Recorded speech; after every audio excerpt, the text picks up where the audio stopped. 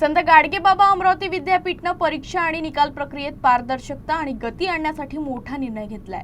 Digital valuation प्रणाली लागू करण्याची तयारी सुरू केली आहे। या नव्या प्रणालीमुळे निकाल केवळ 45 दिवसात जाहीर करण्याचे लक्ष्य ठेवण्यात आले आहे।